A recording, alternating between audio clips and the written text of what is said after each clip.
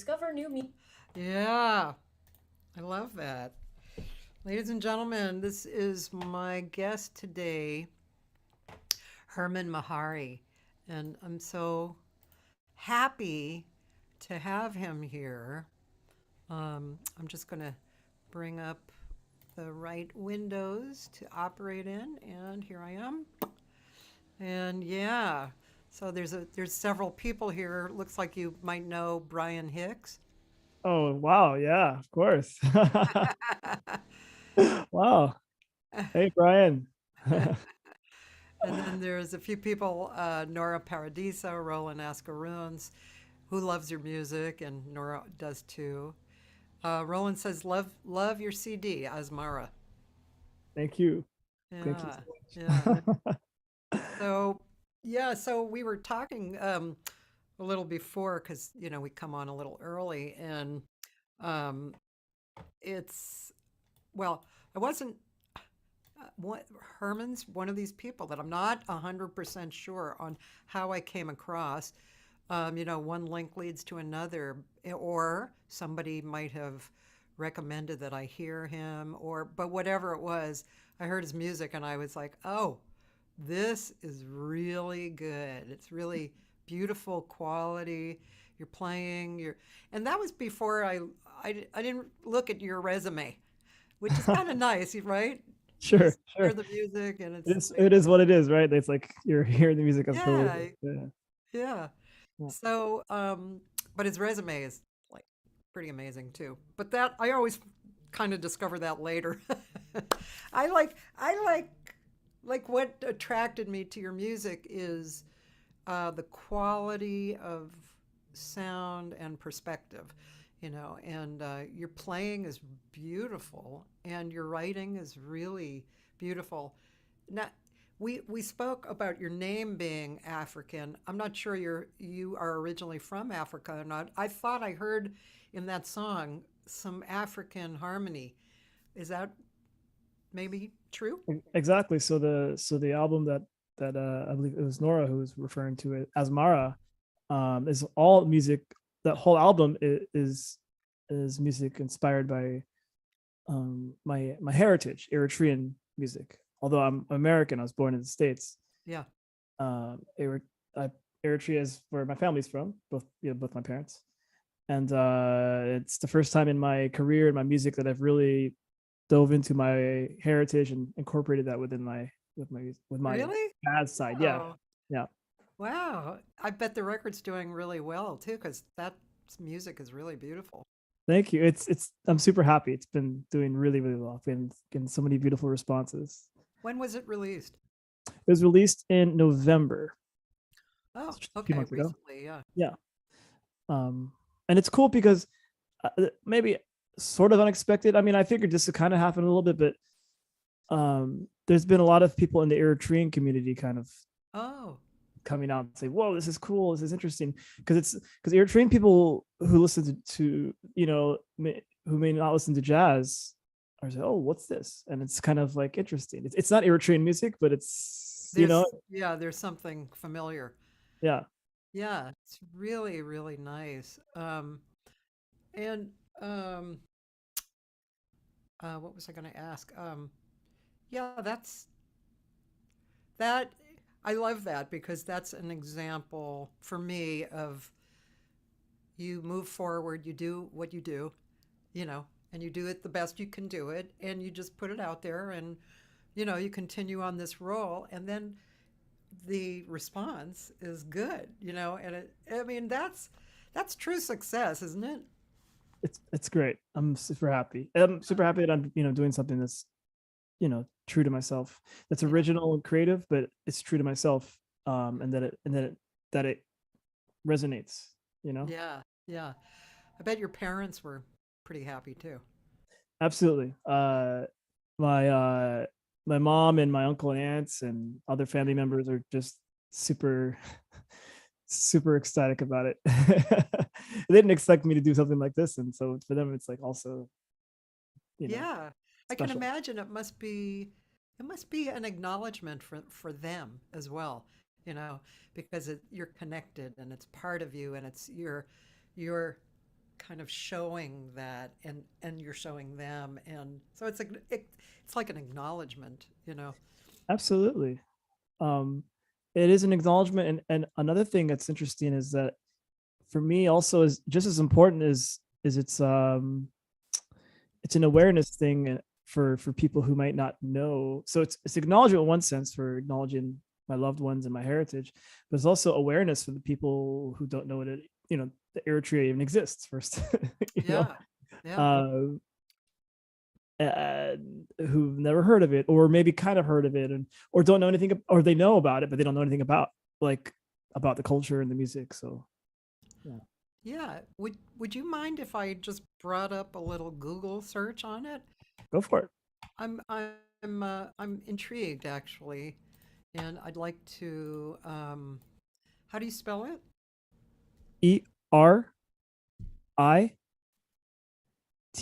Eritrea. There it is. So, first of It's right. all, It's right next to Ethiopia, and it's on the off of the Red Sea there. I see. Okay. So it's right next to where is Ethiopia on this map? It's right. That's a big country below it, south of it. Oh, I see. I see. Oh, okay. So Eritrea, is that how you say it? Mm-hmm.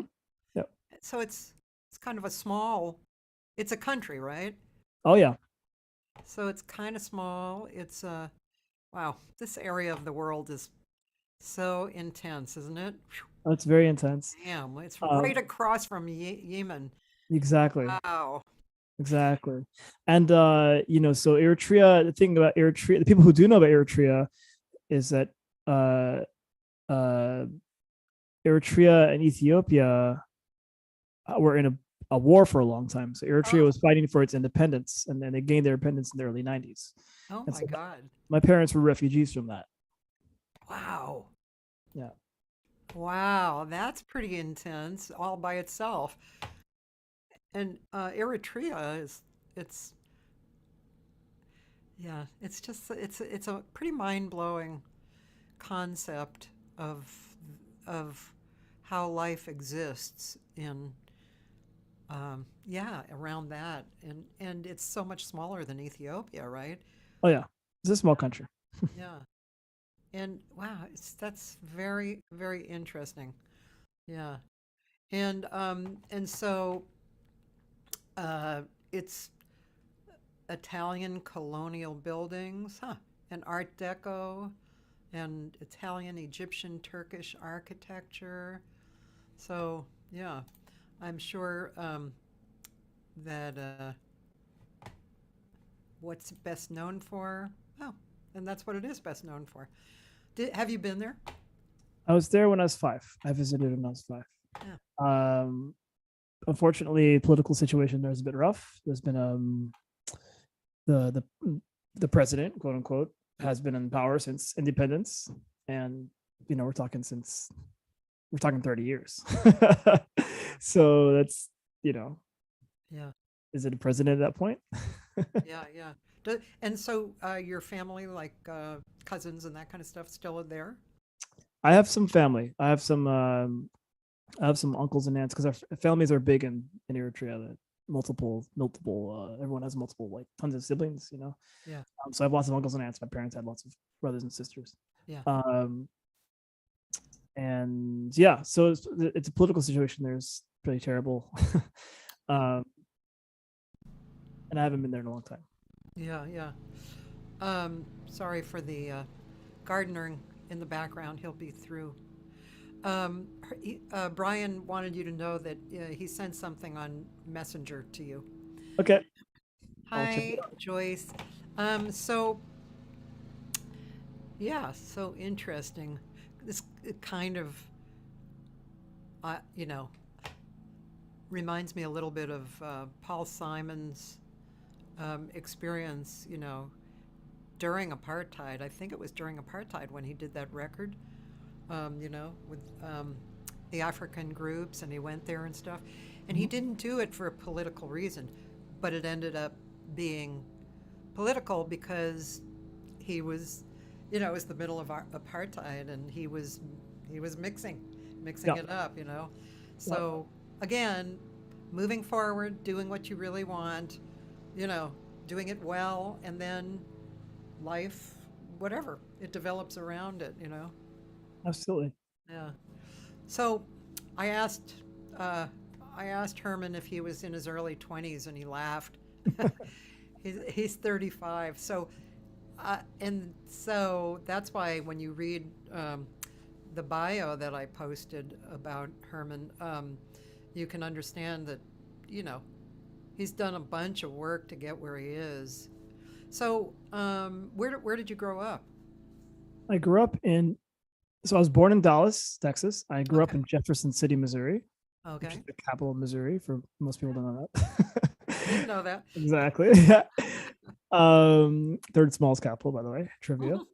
Mhm. And then I moved to Kansas City and lived in Kansas City for a while before Kansas City, Missouri. Kansas City, Missouri. Yes. Yes. Other thing other people don't know, there's a I Kansas City, know. Missouri, and a Kansas. And the Kansas City, Missouri is the big part. It's like the part you think of as you think of, big city and Kansas City, Missouri. yeah, Yeah. yeah. Um, so yeah, and I, you know, I for me, Kansas City is like that feels like my home in the States. That feels like Yeah. my, Yeah. you know. I mean, God, it's But so. I live in Paris right now. I guess I didn't really. Maybe that hasn't been. I'm in. No, we Yeah, we I'm in Paris. we didn't talk about that yet. Yeah. Yeah. So just to be clear, I'm not in Kansas Yeah. City right now anymore. I'm in Paris. It's not Kansas. We're not Kansas anymore. But being from Kansas City, either Missouri or Kansas, I think is pretty cool musically. It's like Yes, so thick with tradition and uh, expression. Really, it's one of the highlights of the states, I think, it really actually. is. Yeah. It really is. So, did you grow up being a trumpet player? Yeah, I started trumpet in middle school, so at this point, I've played trumpet for most of my life. Yeah. Um, and then, What drew you to trumpet? I mean, nothing in particular other than that when I tried instruments out to join the band program, it was the one that I could make a sound on. So I said, "Oh, okay, well, I like this. I can make a sound on it," which, by the way, is not easy. If anyone has ever Yeah, tried to I play know, trumpet. really. So I said, "Okay, let's figure this out." And then I was in the band program, and within a year, I took like uh, improvisational course, like a summer course on improvisation. And that at that point, I was like, okay, well, this is cool. I can like create music on my own in the moment. It's a really cool thing, That's kind of right? incredible within a Right. year. Yeah, I mean, not that That's I kind was of like making it. I'm interesting. not saying like just the notion of it. I wasn't like making No, anything, no, but I you mean, know. still, just the idea of realizing and being interested in improvisation within a year of playing your instrument. Uh, It's pretty interesting, actually. Yeah. yep, I feel I'm lucky that I had that opportunity and that I was in a place like had a good music program.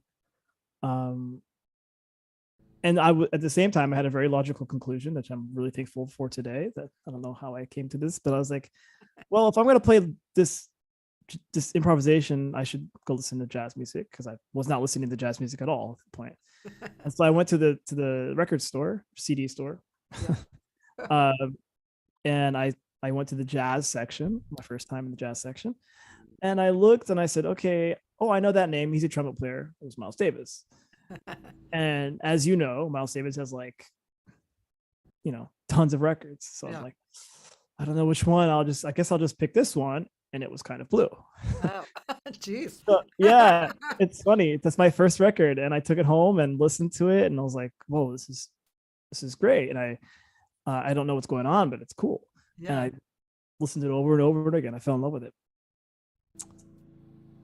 That's Nice. what, and that, so I would say that at that turning point was when I started taking the trumpet more seriously. Like Yeah. Yeah.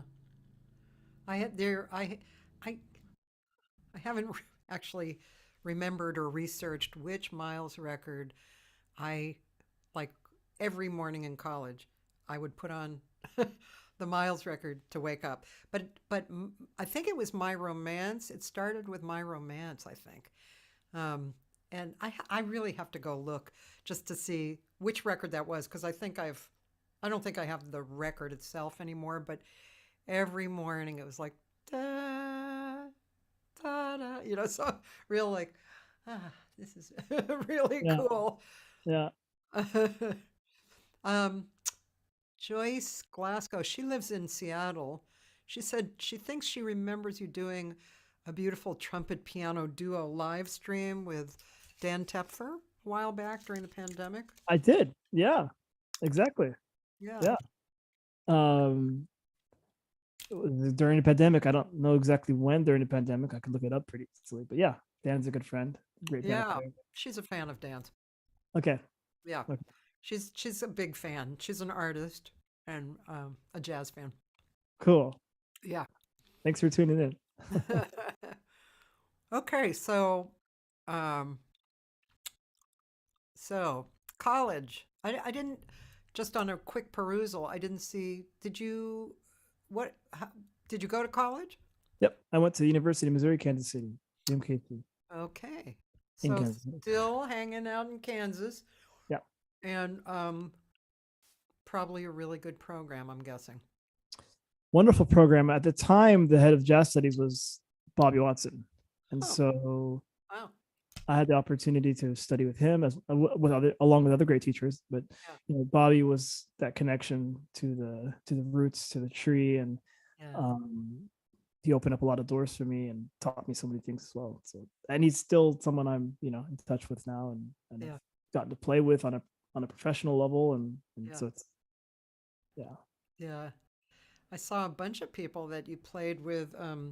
I mean, I'm sure it's like a million different. I'm just gonna take a quick look um, at your. Can I see it? Just what I copied. I just copied kind of since it's a short bio on my that I use in my events.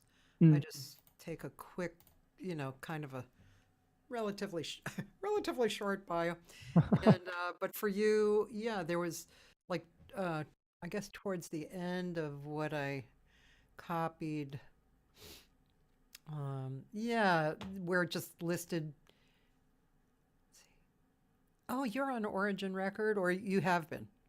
I did one record on it back in when I was still in school, actually. Oh, cool. Yeah, I've released a few on Origin. Yep. Yeah, so Jahil Shaw, Logan Richardson, Bobby Watson, Ben Van Gelder, uh, Tyson Pennicott, and Devon Pennicott. oh, Tavon. Sorry, Yeah. the writing's a little small. And Aaron Parks, Joe Sanders, Hubert Laws, Randy Brecker, etc. Clay Jenkins. He's a dear friend of mine. Clay. Yeah, he's a cool guy and an Amazing. amazing player, Yeah, I love right? Clay. He's like, when I hear him solo, I'm like, what universe is that, man? Clay's You amazing. are talking from some kind of wild universe. Yeah, and Clay was one of my first teachers when I Oh, was still early in high school. I did a summer camp where I got to work with him, and I did it a couple of years in a row, and so he was oh. really, really important for me in my formative years. When I had him on, he spoke about his um, opinion that the blues is you have to know the blues. Hmm. You have to understand the blues. You can't get along without it. And so I know that his teachings involve that a lot. Yeah, Do you remember that about his teaching? I know about his playing. He never said it to me specifically, but I hear it in his playing. So Yeah, yeah. Yeah, man. Clay Jenkins. He was on yeah. my first record. Um, okay, so that beautiful piece on your website that we just heard, that was from the new record. And the song is called Call Me Habesha. Is that correct? Habesha, Habesha, Habesha. yep.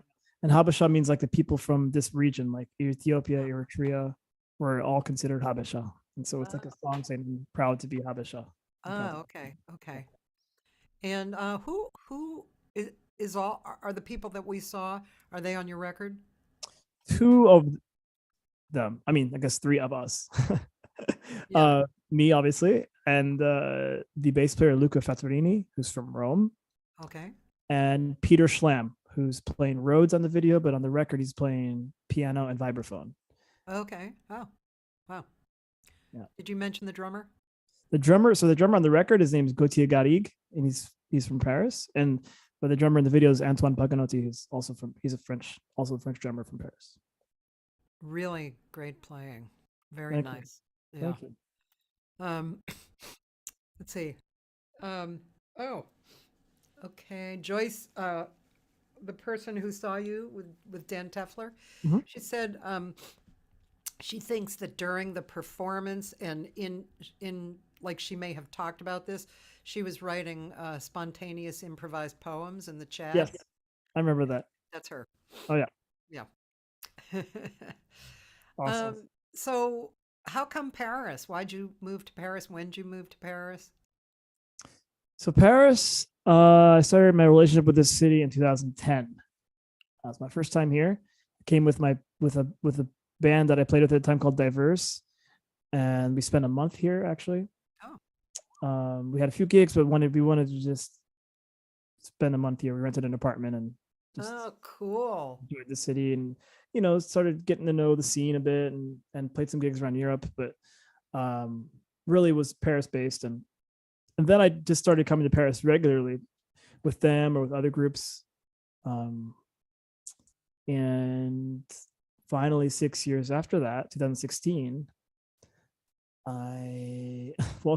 full story. I'll give you the full story since we have time. Does it involve a girl? It does not involve a girl, which is like the normal, right? Like it's like right. it's like almost boring. That would be the boring story.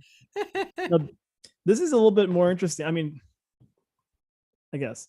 So I was there with Peter, who I mentioned, Peter Schlamb, great vibraphonist, and we were doing this tour, and all of a sudden, like, it was in the fall, Yeah. and we go out to see some friends perform, and we're at this venue, and all of a sudden, like, everyone's like staring at the TVs. Like, everyone's like looking at the TVs. We're like, okay, that's weird. What's going on? We go to the TV, and we're like asking what's going on. At this point, I didn't speak any French. I'm like, what's going on? I don't understand what's happening. And they said there was a shooting. Oh. And I'm like, this is my first thought. American me, I'm like, okay, it was a big deal. It was a shooting. I mean, and then that took me a second. I was like, oh no, actually, that doesn't happen here at all. Like that's like a big thing. And then there was like, okay, people saying like, no, like there's lots of people being shot. Like, I was like, whoa, this is crazy. What's going on? And that was a terrorist attack. We were there during the terrorist attacks in Paris. Yeah. Here. Yeah. And we all barricaded, and we all figured out what's happening later that night. And they eventually told us it was safe to go and go back, to go back home. And so we go back to where we're staying, and I'm just like having all these crazy thoughts, like, what's going on? This is insane. At this point, still, we don't know exactly what happened because the information wasn't clear. But it's clear that lots of people got hurt. And at this point, I had like a pretty strong connection to this city. Like I knew a lot of people already. I had lived many experiences in Paris. I knew my way around. I just really felt anchored to the city. And I also knew about the history of the city. And I woke up the next morning just like feeling connected to the Parisians. And I felt this resilience that Parisians have, because there's been a lot of crazy history in the city, violence history. And I just felt this resilient. It's a very resilient city. I don't know. I just felt this connection to it. And I wouldn't say it was that made me go to an immigration lawyer and try to get a visa on that trip. But that's at that point also, I was like, it didn't deter me, but I don't know if they're parallel things, but I a couple of days later, I went to go start the process for a visa. It's something I've been thinking over the past few years. It was just a matter of like, when am I going to do it? And for some reason, even though these crazy terrorist attacks happen, I was like, this is the moment. I'm doing it now. And so I got my visa and I moved there a year later. And so I've been to Paris now for 6 years. That's the story. Yeah, that's really interesting. It's interesting how that kind of put, as you said, it's interesting that it pushed you to moving there instead of away Yeah. from it. Yeah, yeah, it's interesting. I Uh, guess I guess I'm skipping a lot of stuff if I think about it now, to be more objectively. So Paris is, I would say, one of a couple of cities in Europe. It's probably the best city in Europe for jazz in terms of what it has going on locally, what it has going on within the country, and then how it's also connected to all the other countries. So it has all this stuff, and then also like there's a constant stream of American musicians coming through playing every week. There's my friends are here from New York playing, and so there's this mixture of things, and then there's also the fact that it's an inspiring place. It's beautiful. There's a lot of inspiring people here, not just musicians, but all kinds of people, and so it's a mix of all these things that make me want to be here. Paris is nice. I was telling Herman that I went in June for a week to Paris, and actually, interestingly enough, I bought this shirt there. Whoa, it's a Yeah, it's a great shirt. yeah, yeah. I was like, I didn't want to buy a lot of stuff. I didn't want to be tacky. But Sure. my husband and I also saw a street artist that we just saw this one picture that we went, oh, that both of us, which is, I mean, we have similar tastes sometimes, but this one picture was really attractive to both of us, so we bought that. And not that much other than that, but it was really, I mean, I've always loved the feeling of Europe. When I was, let's see, how old was I? Was that probably about 25, 30 years ago? That was a time, seems kind of bizarre to me now, but the internet wasn't so strong. Right. You know, you didn't send your package online. That was not what was happening. You actually made a snail mail package.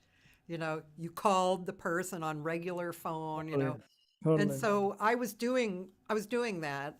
And so let's see, I met my husband about 21 or 2 years ago. So before I met him, I was involved in that. And I've been going to Japan since 1980, but but I was creating these trips to Europe, and I would teach, and then I would sing, and then in one city, and then kind of have that as a jump off point. Hmm.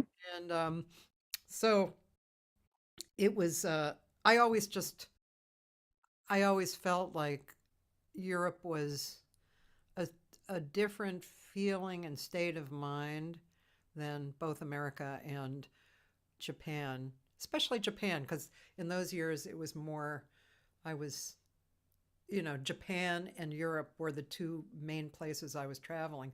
And Japan is just kind of so like another planet, Yeah, it's I know. structured in a way, right? Yeah, yeah.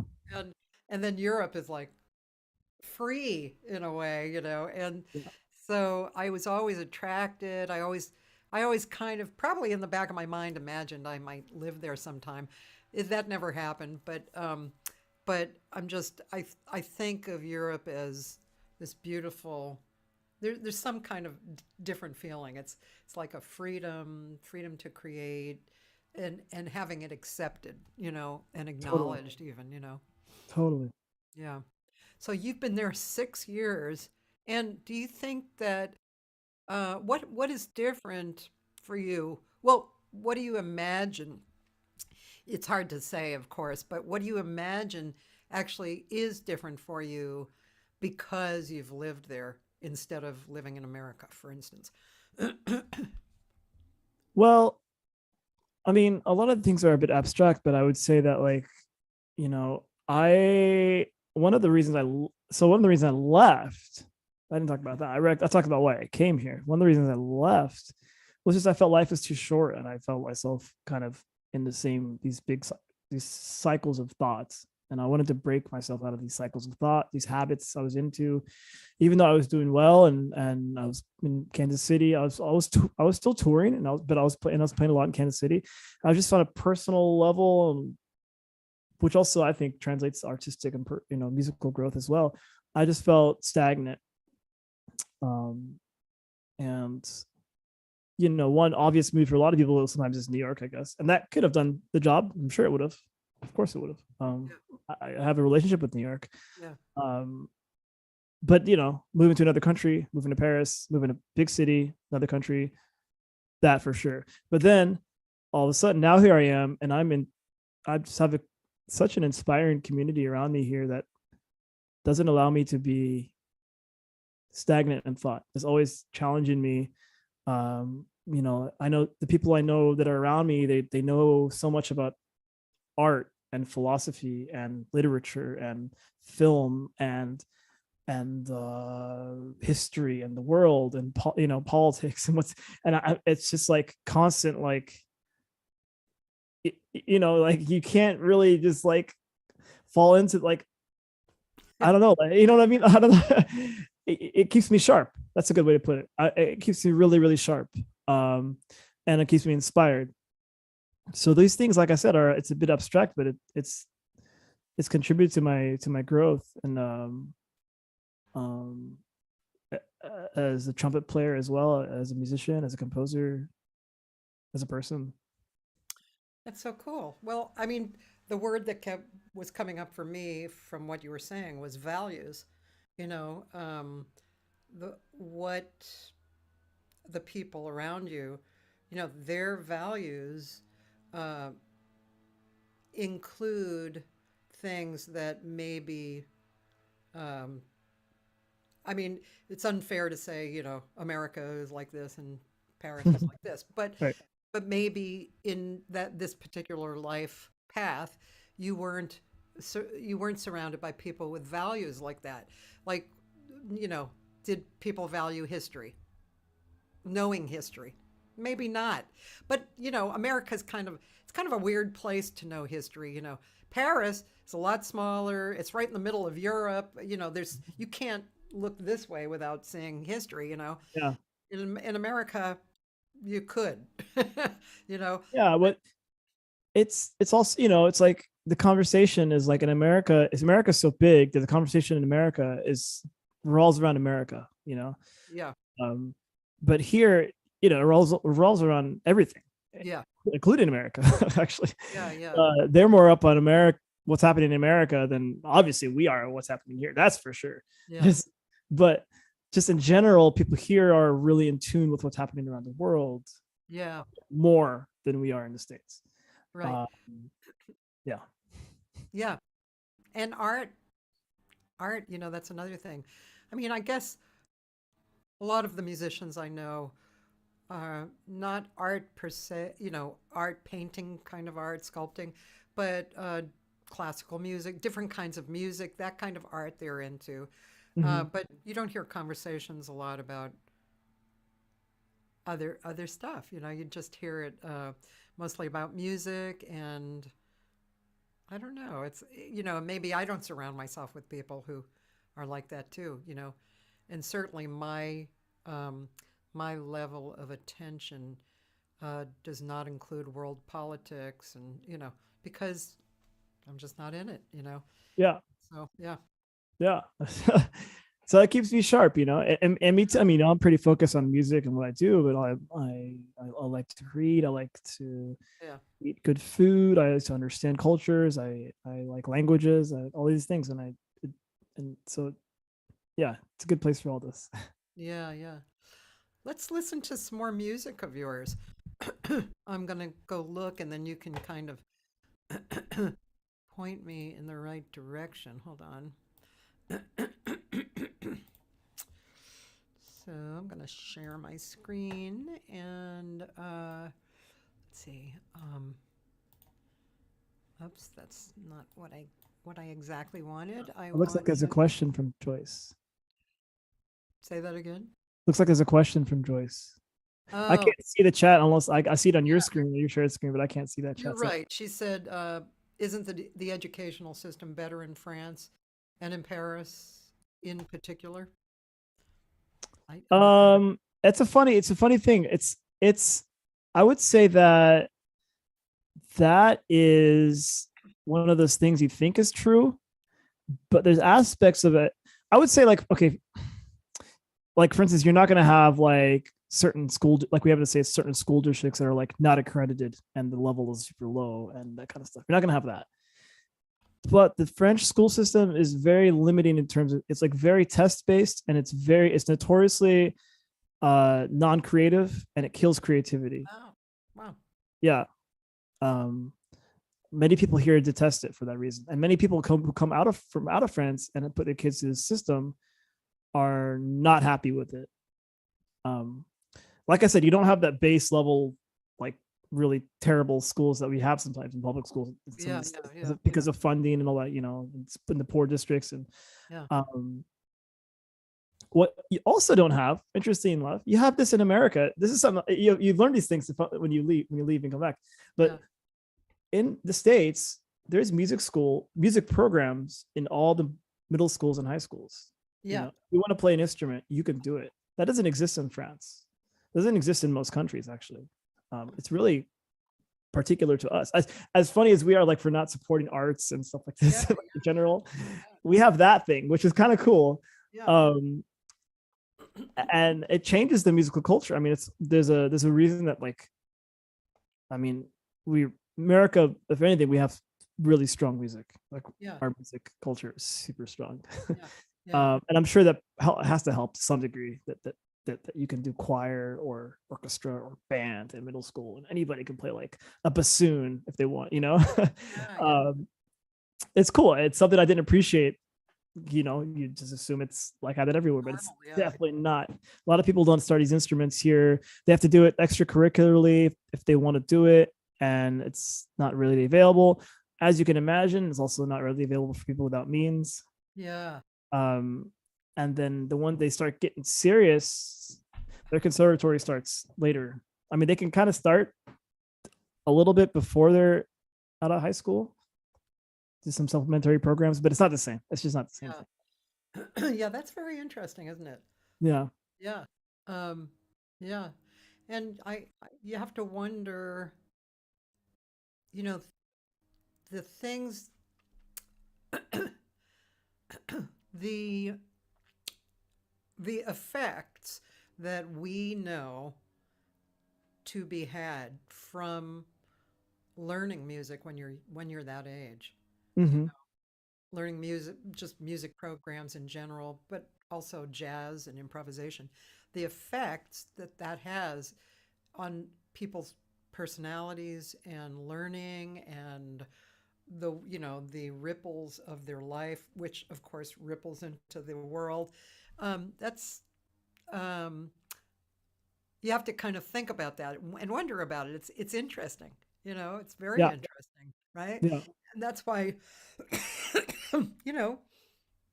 not to say that people in Europe aren't creative, but like you just said, in America, it's probably more abundant, right?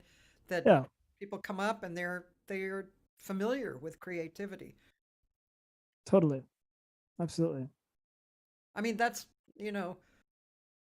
I have a bunch of especially women singer friends from Japan who moved here because they're suppressed in Japan. Right. Yeah. That's a whole other, being a woman, and that's why they love jazz, when I go there and I hear great creativity in the singers. But if I say to them, wow, that was good, oh my God, they're like friggin' blown away, because, you can imagine all those levels of what, Yeah. I'm good at this art form that's freedom, and, yeah, it's pretty interesting, right? It is interesting. Yeah. It makes me appreciate it, like I said. Yeah. It's not like moving here. You're like, oh, everything's just better, and I appreciate everything more here than I do in the States. A lot of it's just also having given me perspective on the good things about what we have. Yeah. In the US as well.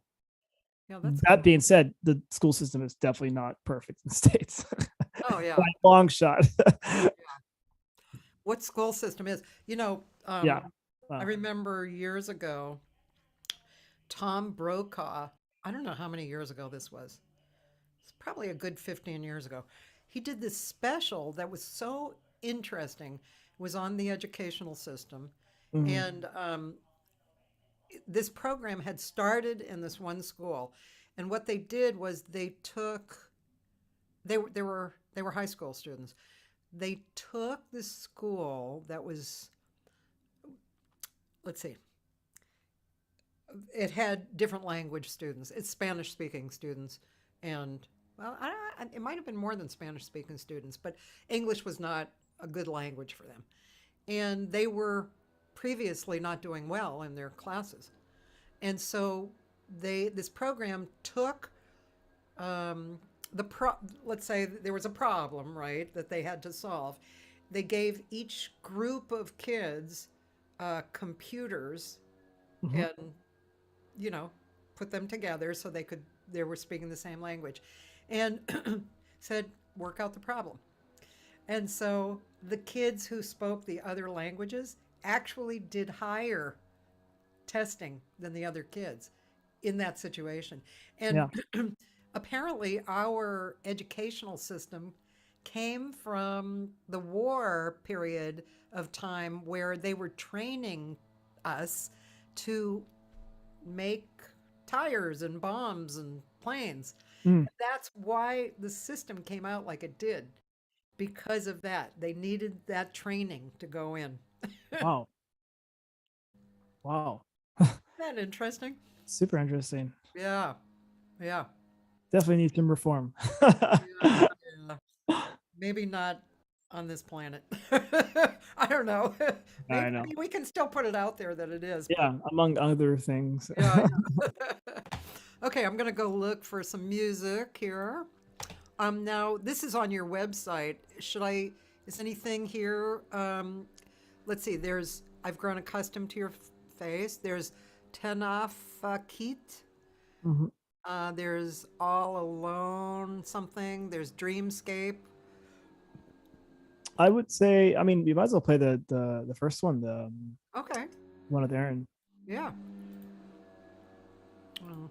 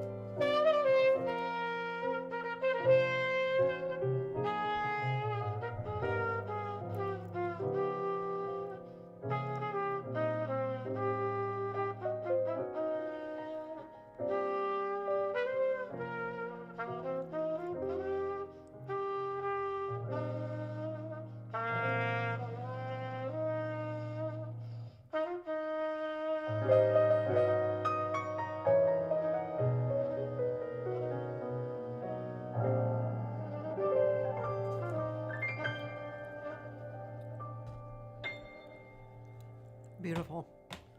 Thank you. I love that song. Oh, that song is one of my favorite actually to sing because not only is it a pretty song, but it's the lyrics. Do you know the lyrics at all? Yeah, absolutely. Just gorgeous, you know. It's just so that's my idea. Over the years, I've been singing since I was born and jazz, but those lyrics are this song is kind of what I call like a little jewel, it's just it's not too long and it's the melody's very beautiful and the lyrics are touching, Yeah, just yeah, my favorite kind of uh great American songbook songs, it's classy. It's great. yeah, It's yeah. so. I want to ask you it's kind of I don't know exactly the question I want. I'm asking about intonation, but being a wind instrument, right? Sharing that with you. Um, and I'm fascinated by voice technique. I've Mm, done it a lot. I've taught it a lot. You know, I've I've made changes in mine.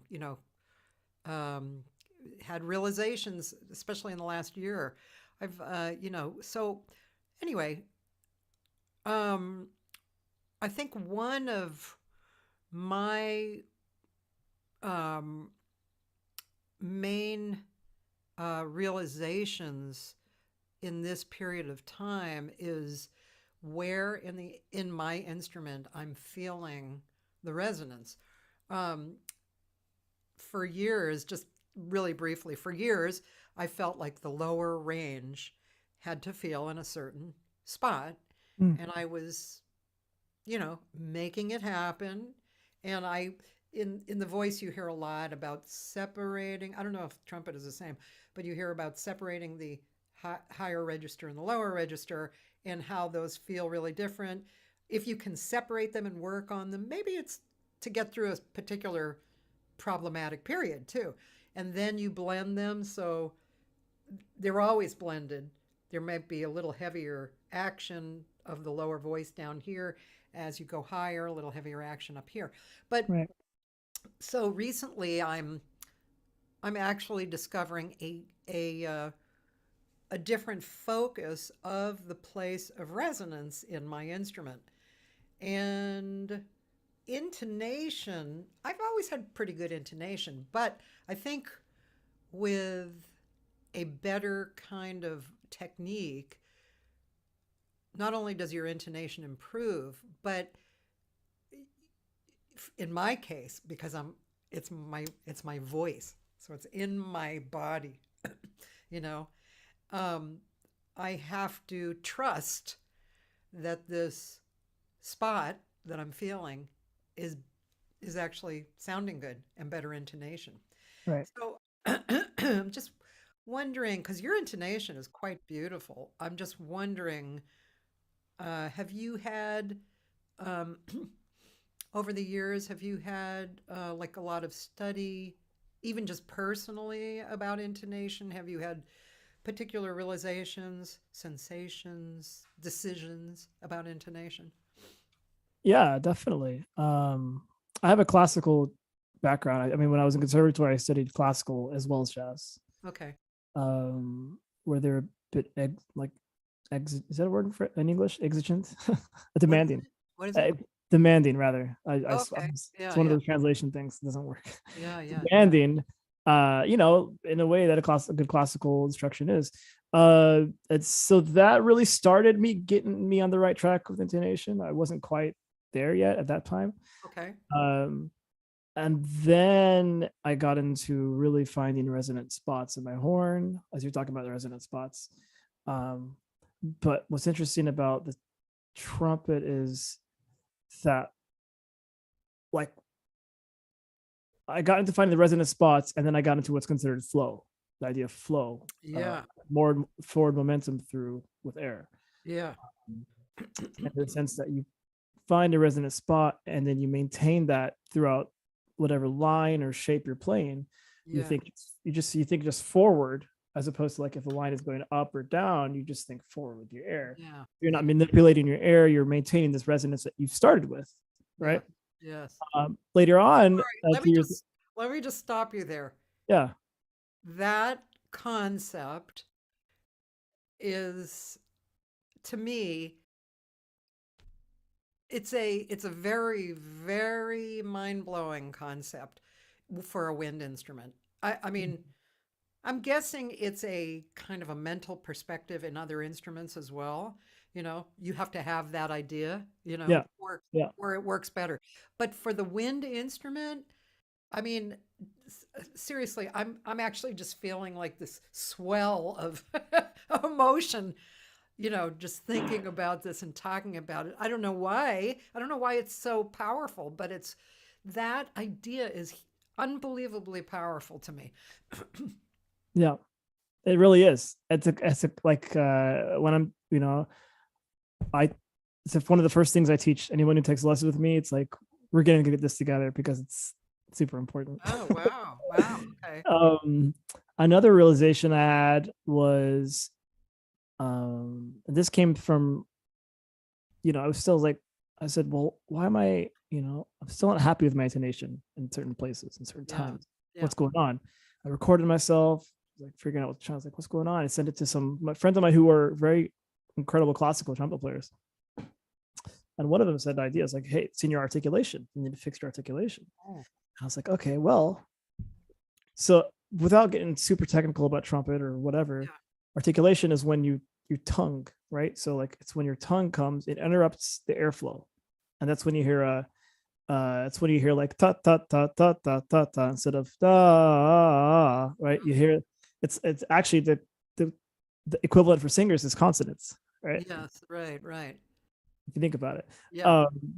And I said, wow, okay, so the beginnings of my notes are really can be squirrely, not consistent, but and squirrely. And so when you don't have that immediate thing that's right, then you can set off your thing. So set off the rest to be not good, basically. And so I said, okay, well, I need to practice these notes without tonguing. So what we call breath attacks. Breath attacks. And so just playing the notes, purely the notes without the tongue, without attacking the notes. So instead of saying ta, I go which is not a thing that's very, for wind players, it's not a thing we normally do. You would never do that. You never perform like that. I mean, you could slur, but you'd always start with a tongue. You always start with a tongue attack. Okay. Yeah. It's always ta or da or some kind of tongue. Yeah. And then you can go ta, that's all slur. So there's no start. Yeah. But it starts, And so, okay, I'm gonna do breath attacks, and I'm gonna make sure that the air is immediately the way it needs to be. Because if you realize, if you go ta, there's a burst of air. Yes. Like ta or da, there's a burst of air that happens. Right. And so you might be somewhat relying on that burst of air to make the note happen, when really you shouldn't be. The tongue should just do its thing. And the air should be its own thing as well. Yes. So doing these just breath attacks. Yes. Making sure that the air was immediately the way it needs to be really fixed my intonation from there. And then I would say the third big thing was actually gaining bigger perspective on just hearing notes properly in tune in your head. Getting a really clear mental image of the way it's supposed to sound in tune. And that I did through like practicing with drones, like drones that already have the pitch matching. I've heard about that. I've never done that. Actually, there's a great saxophonist who lived in LA for a long time, Matt Otto, who lives in Kansas City. Matt Otto. His website has all these drones. I used them. Oh, really? Yeah. So his website's great. Write that down, Matt Otto. Okay, cool. Yep. But I did many other things. Drones, in terms of this idea, this third thing I'm talking about, in terms of getting perspective on hearing these notes more clearly, I took voice lessons. And that really changed my trumpet playing. I didn't take them particularly because I wanted to be a singer. I was writing, I wanted to, write better for vocalists, But wanted to understand the voice better, but had these other side effects. And one of them was just kind of hearing my trumpet in a different way, just hearing the sound being more in a more objective way. I can, it just gave me more perspective. It's hard to describe. It was an immediate thing, just having like already like even within a few weeks, I was like, whoa, I'm hearing the trumpet differently. This is crazy. Yeah. I think a lot of it had to do with also just the connection between voice and Well, yeah, because they're wind instruments. Yeah. Yeah. I mean, ultimately, I'm trying to sing with the horn. Yeah. So, Yeah. there. Maybe that's why I'm so drawn to your sound. Well, thank you. Okay, so yeah, Roland, I know. My friend Roland, he used to be a trombone player too, and he said he was always accustomed to starting a note with a ta or a da. And one of an earlier teacher that I had, who was one of my heavy mentors, she used to talk about the three attacks of the voice. One was the coup de glotte, which is when the vocal cords, they come together and then they kind of explode. So it's like the da or the ta, right? Right. And of course there's a particular way to do it, but that's one attack. And we're just talking about the attack of the note, not the rest of the note, just the attack. Right. And then air first, ha, right? So that, especially for teaching, is good when people are tight. They got a compressed sound. I have one student who falls into the pop kind of thing. Always using that weird pop thing. And so the air first is a good thing to practice.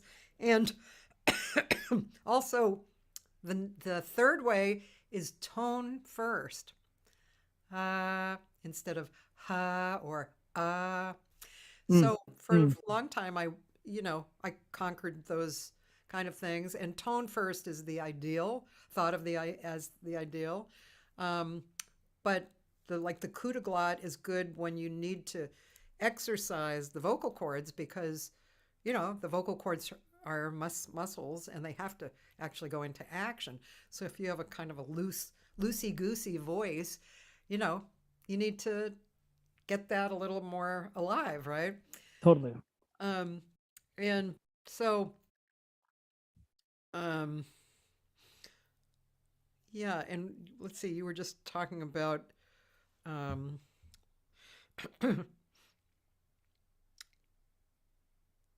mean, there's, the hearing yeah, clearly, the hearing the note clearly, the yeah. drones.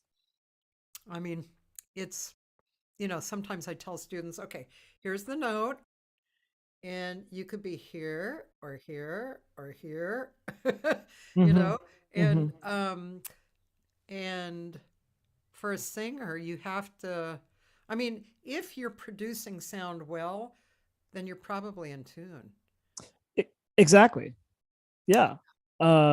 Exactly. I mean, that's one of the things, like, so in the first thing I mentioned, where I'm talking about finding the resonance in the horn, there's a thing I do where I play the note and then I just move it around and find a spot where it feels like it just like opens up in the horn. And what happens is it opens up in the room as well. It fills up the room. And most people are taken aback, students, for instance, they're like, whoa, I'm playing louder. Am I supposed to play this loud? And I'm like, no, it's not loud. It's just resonant, right? It's this natural resonance that's happening. Like, if you want to play loud, if you can make it loud, you can make that loud. If you're in resonant and it's so much easier to play louder even. Yeah. But yeah, that's what it is. You're playing it in the most efficient way. It's where it just needs to be. Yeah. Also, I know what you were talking about, hearing the tone.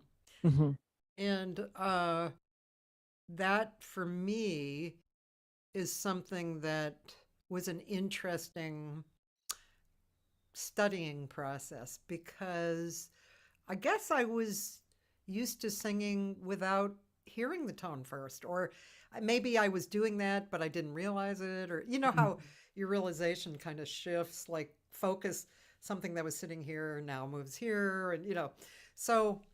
But then I started, as I was working on producing tone and and really thinking about intonation, I started using my mind to actually, okay, I hear what I want to do. And so and you have to practice it because, it's something you have to be familiar with producing.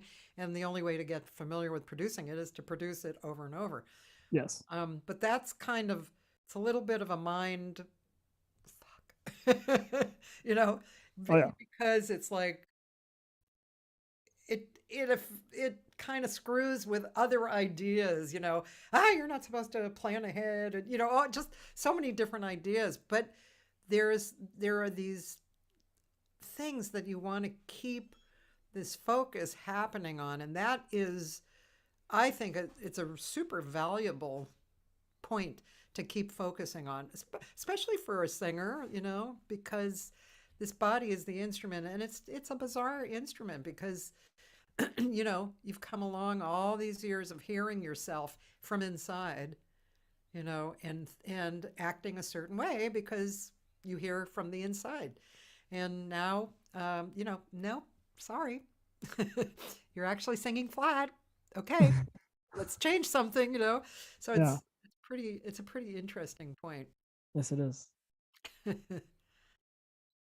Absolutely. Sound, intonation. Joyce is mentioning Chet Baker had a great approach to voice and trumpet. I'm going to admit something online here. I never was a super fan of Chet Baker's singing. I know people just went on, and it was great. They were. I'm not sure what his appeal was. To me, was like a boring singer. The tone, I liked his trumpet playing. I thought the trumpet playing was really beautiful, but it was different for me. His singing was not, it wasn't emotional. I mean, let me put it this way, and maybe players who are like this too. For singers, and this includes when I hear students sing, or maybe amateurs get up and try, they're working, or semi pros, even, or even pros. They get up and they sing, and it's not what I feel is really connected to the organic reality of what should be occurring. Yeah. And but I don't necessarily want to say you're wrong. Um, and I don't want to, put them off from singing, but it's more like I don't want to make them wrong. It's like, okay, if you want to say, that movie with Robert De Niro when he's Taxi or something, and he says in the mirror, are you talking to me? Are you talking Right. to me? That whole thing. So it's kind of like that. So, like, if somebody says, "Are you talking to me?" and inside they're really meaning it, but when I hear it, I don't feel a connection with it. If they said, "Are you talking to me?" that I might feel like a stronger connection, which ideally, as a listener and as a teacher, I prefer to hear. So Chet Baker to me is like that. It's like, yeah, you know, I guess he was expressing what he was feeling, but to me it was like, yeah, I wasn't. I mean, I know a lot of other musicians who sang who really delivered some stuff. Frank Rossellino, are you familiar with him? Yeah. Did you ever hear him sing? Yeah. Yeah, I mean, I mean, I think it's a matter of taste. I know what you're saying. I totally know what you're saying. I know 100% know what you're saying. So, yeah, yeah, uh, I'm not always in the mood for Chet Baker. I think Chet, but I think that's what people like, that kind of like, I don't want to say dull. Dull's not the right word. Just kind of like melancholy. It's almost melancholy. It almost feeds into the whole tortured soul idea. This kind of like detached thing, this non-emotional uh delivery. Um and I think that aesthetic is just a thing some people are into. mm, Um I think it'd be hard to make the case that he's like, oh my God, he's an incredible, amazing singer. And that's a whole different thing. However, he's a good trumpet player. And I think the fact that he was a singer was really helpful for his trumpet playing, because he plays really melodically. And that's what's, I'm really stickler with instrumentalists who don't play really very melodically. And I feel like, connecting to your voice, connecting to singing helps you be very melodic. And I try to super melodic. Yeah. I've given a bunch of musicians, instrumentalists lessons, guitar players especially, because they want to feel that connection, what you're Yeah. saying. Yeah. Yeah. Yeah. Yeah. Well, yeah, I think that you put your finger on it. That's why Chet is appealing to people, because it does connect to that kind of melancholy, you know. Yeah. That thing. No, exactly. I mean,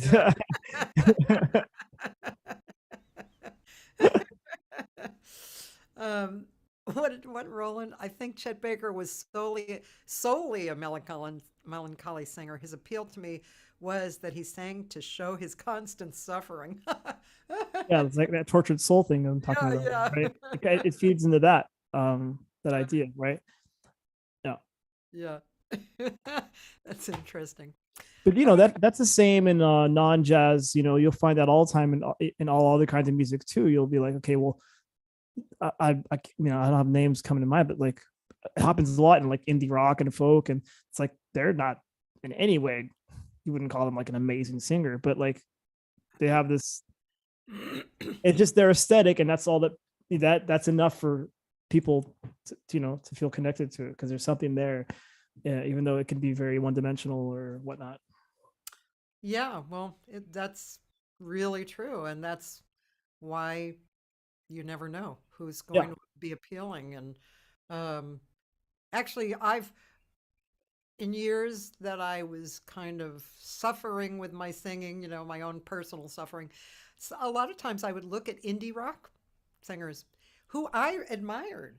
I Yeah. thought, wow, I really like that way that person's singing. They're really connected to something.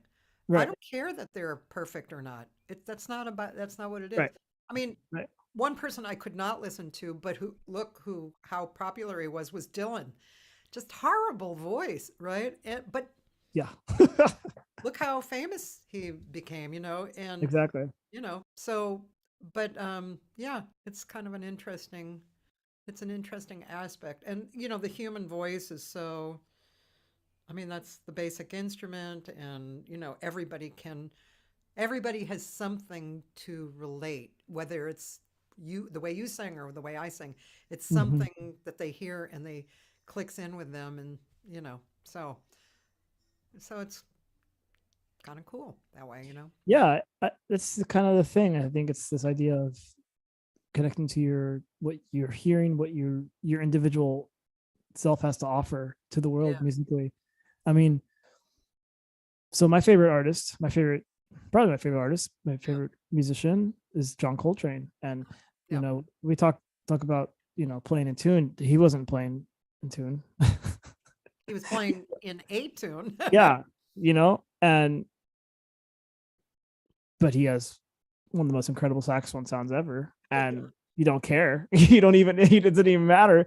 I mean, the thing is, it's like that gave the character to his sound, that kind of defines his sound as well, and it's beautiful. I mean, right, Gorgeous. Yeah. it's amazing. So yeah, it's all about this, like, being yourself in a way. I mean, you want to uphold musical ideals and stay Yeah. true and have dignity and all this stuff, but Yeah. also want to be yourself. So Yeah. Yeah, that's a good example actually. And that's really great. Hold on. No, thank you. So, my husband's checking on me because, as a lot of you know, I had knee surgery this week, so just hanging out with my cane, just in case I have to get up. My ice packs, you know. This is actually the first day I've done live in a week because of that. But I wow. figured, I can do it. I'm just sitting around, sitting around having good conversation as But long it as is, I feel good. yeah, the recovery is sitting around. Yeah, yeah. Um, I have a few postings. Like I have a post on with diverse on YouTube. I have with Matt Otto. I want to go hear that because I love Matt Otto. Do you mind? I have no idea what it is.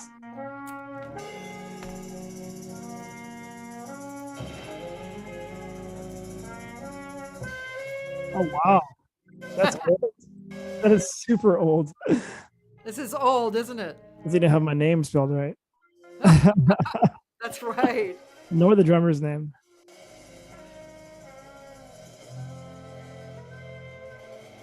I'm Well, not. okay. This Maybe, is almost maybe. too old for me. Yeah. Okay. We won't do that one. Well, we want to do a little bit That is way back in memory lane. That's crazy. there. Yeah. Let's go to something that you would like. And I mean, we can just go to your website, or actually, it would be nice to hear another song from your new record.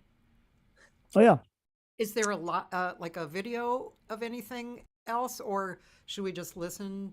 there's definitely video. Well, actually, yeah, back on my music page, right there, you, Like where you've here, gone, go here. where you were the other, not that one. That's the same video you played at the beginning. Uh, Right. if you go back to the where it says on my website, but where it says music, Yeah. Okay. All right. Oh, yeah.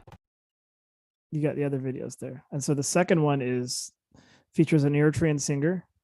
Oh. Um, like she's a legend in Eritrea. Oh. Um, I mentioned the political situation in Eritrea earlier. She's actually exiled. She lives in Switzerland. She's exiled from Eritrea because she speaks up against the regime that's current. And so, but she's legendary. It was an honor to have her on my album. And so she sings a song. She wrote lyrics for a song that I wrote. It's called Tenefekit. Her name is Faytinga. So that could be interesting. Cool. Does And it's she? actually the studio. This is the studio session for the album. The video is. Oh, cool. Okay. Let's.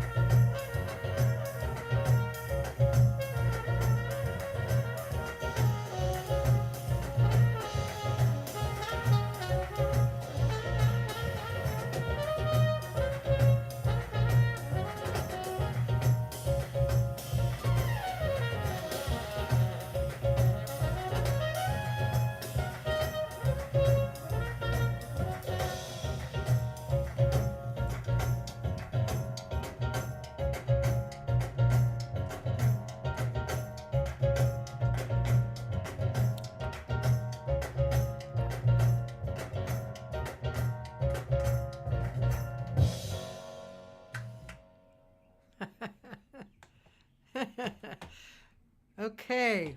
So my question, how did this come about with her? What did you seek her out to sing on your recording? And did you have one particular song in mind, or No, it was an open thing. I hadn't have anything in mind at first. I just wanted to work with her. I reached out to her, got in touch with her manager, and and he put me in touch with her, and um, it was great because she's a legend, and she's someone I was like, well, I'll just take a chance and see what happens. Like, our worlds are completely different, Eritrean music and jazz. yeah, So, she has no idea about me or what I'm doing in my world, or just, you know, she probably couldn't name a jazz artist, I imagine. yeah, And so I said, well, let's try it, see what happens. And she said yes, and she was really happy to do it because one, we have this mutual support in the Eritrean community, which is really beautiful. oh, She said, here's this young Eritrean musician who's yeah, trying to do something, and I want to support him. And then two, she was intrigued musically. She said, yeah, okay, I like your music. It's great. I've never done anything with jazz. Let's see what we can do. yeah. And so then that's how it worked out. And Roland would like to know what the lyrics mean. So Tenefekit she is talking about, she's speaking Tigrinya, which is, I would say, the main language in Eritrea. There's multiple languages because there's different tribes and all this stuff. Tigrinya is the main one. And in this song, she's talking about so since she's been exiled, she's talking about all the things she misses about Eritrea, but in a more joyous way. Uh, She, she's speaking about missing her homeland and people and all this. So, right. Um, yeah, really cool. That's very cool. Um, and also, Joyce is pushing me to play the duo with Dan Teffer. We didn't see that already, right? no, I wonder where it's archived. I wonder if it's archived on YouTube somewhere. It says duo live stream. I'll Oh, just. did she send a link? Yeah, yeah. Oh, I guess you guys are talking. Let's see for a minute. Here we go. Right there. there's some talking at the beginning, I believe, if I remember right. Oh yeah, there we go. Oh, it's on Facebook. It's blown my mind. It's like we're in the same place. Oh, so disclaimer. I know, isn't it? It is. Uh, It do really you know is. about this About far. technology? Yeah, Is this the one that's actually you do it at the same time and it's exactly. So Dan helps develop this technology, where you can play, be in different places and play together. and it Uh, doesn't matter how far, right? Because yeah, because the some of latency the is ones the is latency. is super minimized, so that it feels like you're playing together. Yep. It's really crazy, and that's what I was just saying in that there. Yeah, And yeah, that's cool. I mean, I remember if in the pandemic there was one that you had to be within 500 miles and then it could work. yeah. There are limits to this one as well in terms of Yeah, distance. yeah, Um, but the thing is, even though even the bigger distances, like you wouldn't want to play like I would say you wouldn't want to play like a swing thing where it right. really matters that you're completely together. But Yeah, if you did like an improvised thing or something like that, you could, it's yeah, hopefully close enough that it works, right? yeah. It's cool. Even kind of like slow bosses are kind of cool, Yeah, because you're phrasing, right? And exactly. Yeah, so there's a little bit of wiggle room with the time. It could be a little robots. Yeah. okay, well, let's play a little of this, huh? Really, this technology is crazy. It's like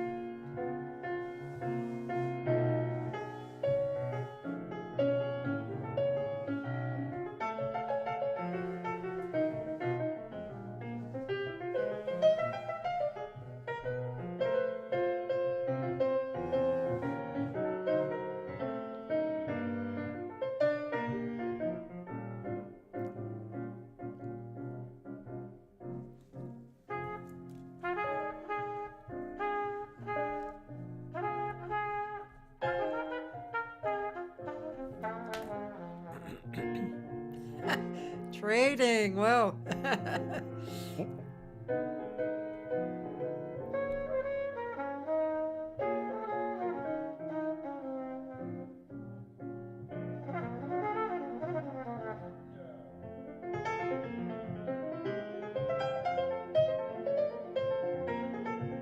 Yeah.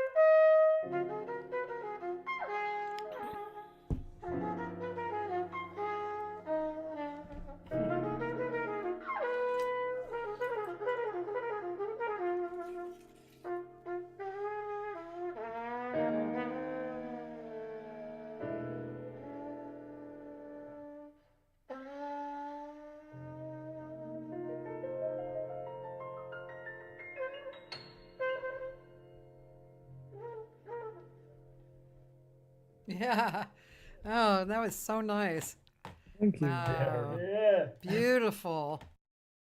Yeah, that was really, really nice. Thank you. That's a nice memory. Yeah, I really enjoyed that.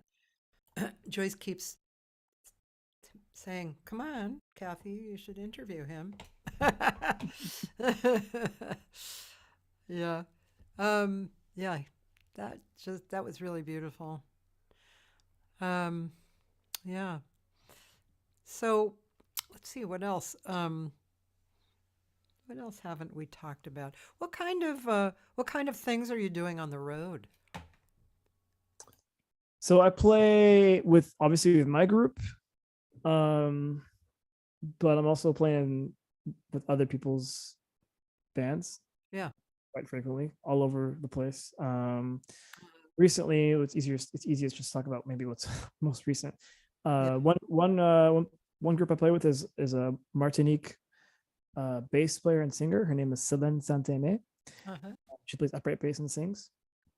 And her music is a lot of music that's like from Martinique, but also she has a lot of classical influence. And so it's a mix of jazz and Martinique music from Martinique and music from like classical Western classical music. Yeah. That's a fun group. We play a lot. I also play with this Finnish guitarist named Jussi Reijonen. Uh-huh. He's a nonet, and he plays like classical guitar, electric guitar, oud, and then in the group there's percussion, drums, trombone, violin, cello, piano, bass. It's a cool group. Yeah. Music very eclectic, but it's fun. We just toured in Finland. I was just there for like 9 days. I played with him in the US as well. And also, what else am I doing? I recently played with an orchestra, the Georgian Philharmonic in Georgia, like in Tbilisi, where I was featured on like one song. That was cool. So I'm doing I do so many different things. I have a group called Now Beauty, which is with 3 other French musicians, and we just released a record in less than a month ago, and so we're all co-leaders in this group, and we're touring that as well. So we just played this past weekend near Bordeaux. What instruments do they play? Piano, bass, drums, very classic trumpet quartet setup, and we all contribute music, and the record's already out. Yeah. I love the name of the group. Thank you. Cool Thank name. you. Now Thank Beauty.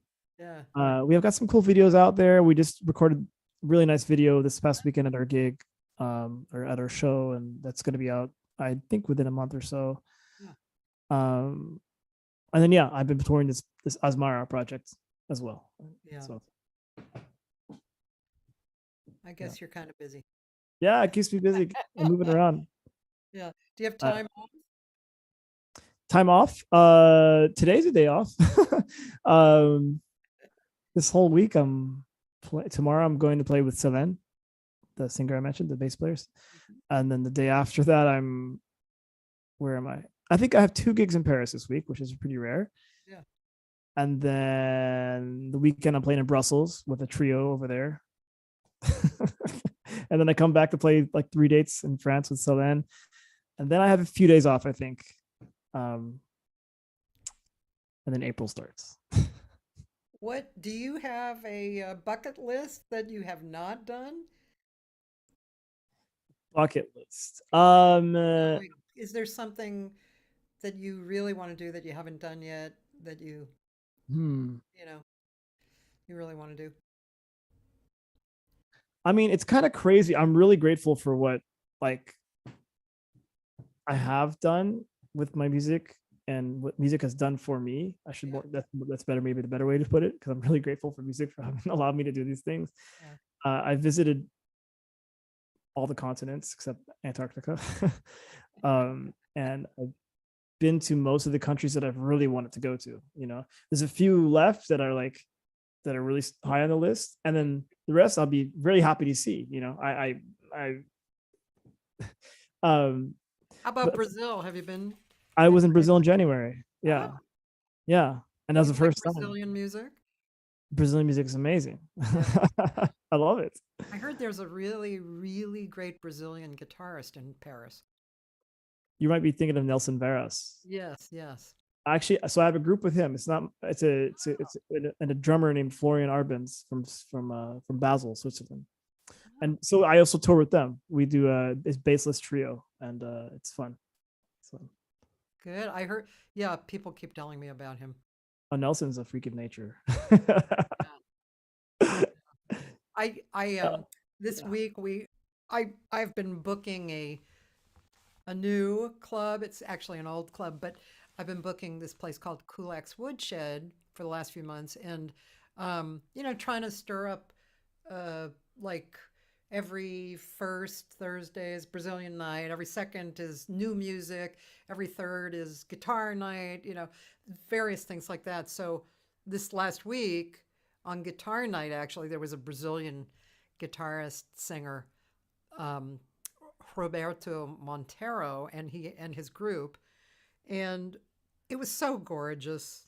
It was so friggin' gorgeous, and it was that kind of music where, okay, it's going along and it's already gorgeous, right? The song, and you get to this point, and then it like harmonically opens, like a flower, and then it opens again, and then it opens again. I mean, that's what the Brazilian music, that's what turns me on, I think, about the Brazilian music so much.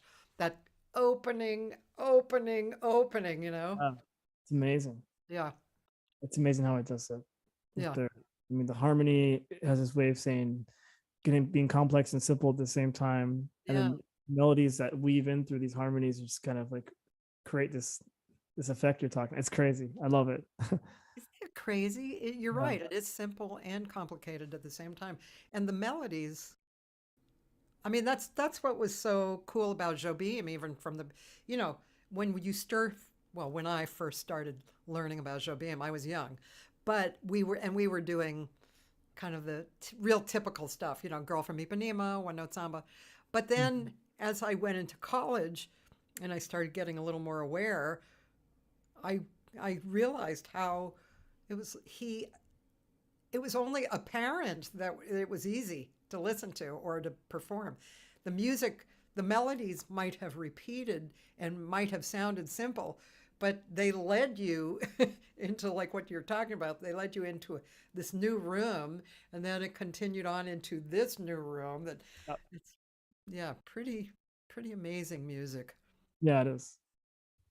And then, like Roberto, he has one of those voices that we were talking about before.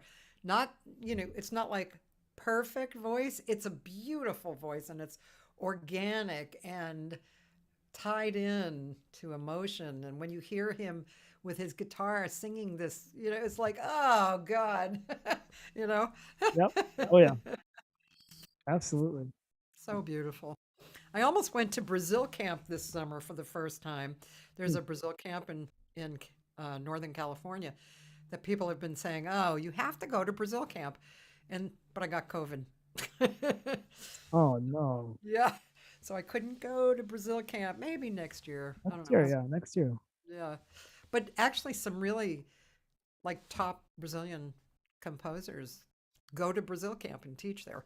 So it's pretty cool. And this year I'm going to see Javon here, um, who I've only really seen online, but like a crazy this I saw this one crazy 2 hour live concert that he did. No breaks. Every song just, the energy kept growing and growing and growing. He's a great writer and it's crazy, crazy, crazy stuff. Yeah.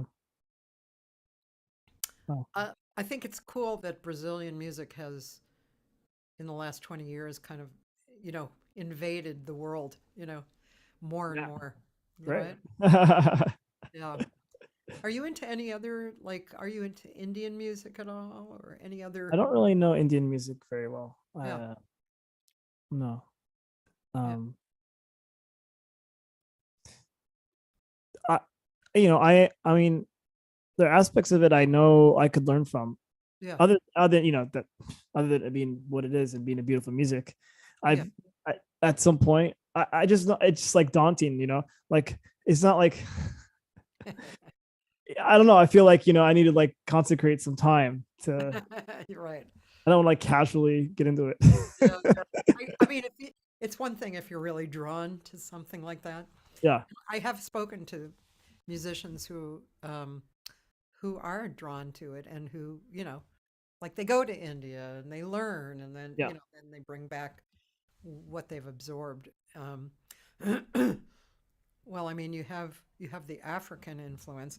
Is there any other? I mean, you've talked about that you play with people who are influenced from different Mhm. ethnic backgrounds or areas of the world. Is there any other influence that you personally have that you're drawn to? I mean, I listen to a lot of music, Yeah. a lot of American musics. Um, I listen to everything. I mean, like from anything from soul, R&B, hip hop, rock, and then like non-American music like opera and I love opera. I'm a huge fan of opera. Oh, Um, and classical music, and so I listen to quite a bit of music. I think yeah. I don't listen to a lot of jazz, not anymore. Um, I do obviously listen to it. Okay, uh, now let's just define that a little bit. sure. So when you say you don't listen to a lot of jazz, what kind? Just any kind of jazz, or Yeah, any kind. I mean, like I I have to learn music sometimes. yeah, So I was like, okay, I'm gonna learn this song. Or someone's like, hey, we're gonna play these standards. Yeah, I'll go listen to it and I'll go learn it. yeah, Um, but when I'm just like casually listening, I hardly listen anymore. I hardly listen to jazz. I mean, sometimes I'll check out a new record of like someone I absolutely adore, and I've like yeah. I have to check out this. Um, but that being said, I've spent so many years only listening to jazz. Only, literally only. um, and all of it, like beginning New Orleans, all of the stuff, you know, Bessie Smith, like Duke Ellington, Count Basie, you know, to Mahavishnu Orchestra, to, you know, Return to Forever, to Yeah. Miles Davis's 80s record, you know, everything, to the 90s, like Kenny Garrett, Joshua. I mean, I've, you know, like I've listened to a lot of jazz. It's just like at a point now where I'm listening to other stuff. But I also have I have a radio show that I do on Saturdays. It's on a Kansas City based radio, like a NPR affiliate, and it's music. It's like basically music, all music from like the African American diaspora, like the African diaspora, basically. And so I do try to listen to, like, it includes old music, so there's no, it's not just new music, but I do try to listen to new stuff just to have you know, more things to be current as well. So like I make sure I always try to play occasionally some current music on there as well, jazz music as well as other current music, but jazz music as well. Cool. Yeah. So you know, when I say I don't listen to jazz, it's, I just mean I'm not listening to it like, Yeah. Casually. yeah. Yeah. Yeah. I since I've been sick this week, or not sick, but down, I took out some recordings that had been kind of waiting for me, and like stuff like Mingus and Miles and Coltrane, and and I put it on, and it's like, oh, I'm not really in the mood for this. You Hmm. know, I mean, I know I want to hear it. I want it to be part of my, you know, library in my head. But um, yeah, it's interesting. I mean, what we were talking about before, as far as like singers who turn me on, for instance, same with musicians. Like that Brazilian thing was, I I that was gorgeous from the beginning. This new music, there's this guy here in LA who's lived here for years and years, and his name is Vinny Golia. He's, probably in his early 70s, maybe, and he teaches at Cal Arts, and Yep. he's a multi woodwindist, and he's been the king of new music for years. I mean, I remember 35 years ago going to hear like his groups, which, and he still does this, like an orchestra, not a standard orchestra, but an orchestra of different instruments, and then I don't know, I'm not sure how his music looks really, but it's improvised music, but there's a form, and then it's improvised, but it's as fascinated as I was back then. I'm still fascinated with his music. It's he This last month when he played with his quintet, everybody was on in the same universe, and that flow that you're talking about, even the physical flow that we were talking about, as far as the air moving, it's also a mental flow, and and um, so the moment the music starts, it's like you're invited into this universe that's Yeah. delicious. Yeah. I like that, and I don't care what kind of music it is, Sure. but that's more appealing to me these days than specifically going and listening to a particular style or whatever. Sometimes for students, I guess you have to, I don't know for you, but for me, for students, they want to learn a pop song, or, even if they're bringing it over to jazz. So I have to go listen to see what it's like. Um, I don't know. So mess. Since I've been doing this show, I've been really, I mean, it sounds like a duh thing, but I've been so impressed that we are so abundant.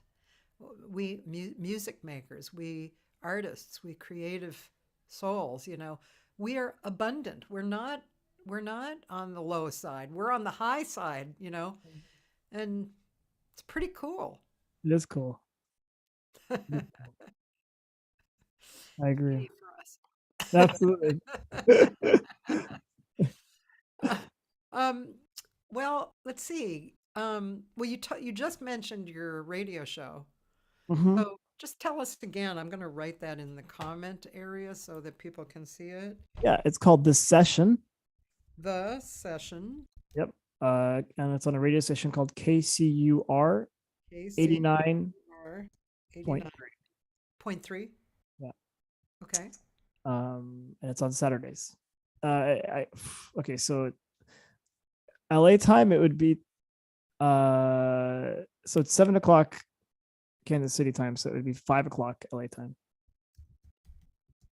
5 p.m. Right. And is it like an hour show or An hour-long show, hour-long music show. Yeah, I talk a little bit, but it's mostly music. Yeah, that you are hosting? exactly.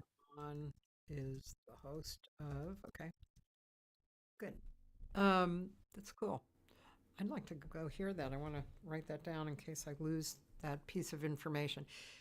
Although I could ask you again, but still at Saturdays at 5. And I guess that I can find that online, right? Absolutely. Yeah. Yes. KCUR 89.3. Cool. Yeah, that's very nice. I look forward to hearing what you're playing. Thank you. Okay, so in our last few minutes, 2 hours already. It's amazing. Oh, First of all, thanks so much for giving me 2 hours on your day off. pleasure. This is pleasure. This is pleasure. It's really nice to meet you. Likewise. Yeah, thank you. And definitely have made some fans here.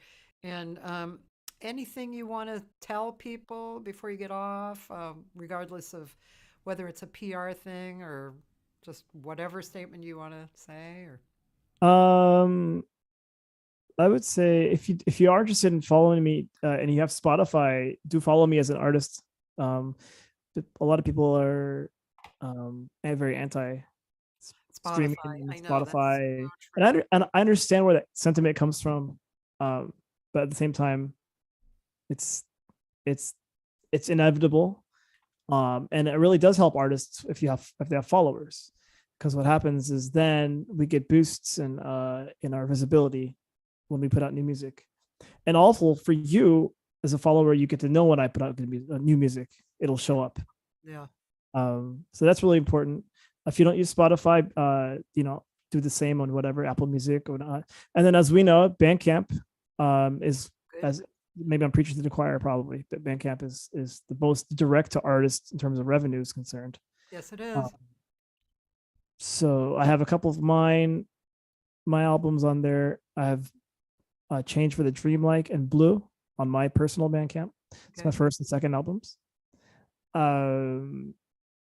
If you're not familiar with them, probably not, but everyone seems to like on a Change for the Dreamlike, which is my second album. I did it during the quarantine and confinement in a French barn in the countryside. And there's a song there called "A Conversation with My Uncle." That's an interesting song, and I feel like people always resonate with that. I would implore you to check that out. A conversation with my uncle from A Change for the Dreamlike. This also, I put up a YouTube video of it, but if you want to support the album, is that on Bleu? It's on A Change for the Dreamlike. Oh, A Change for the Dreamlike. Conversation with my uncle. Exactly. This is just a little bit of it in the background for a minute. It was the war for independence.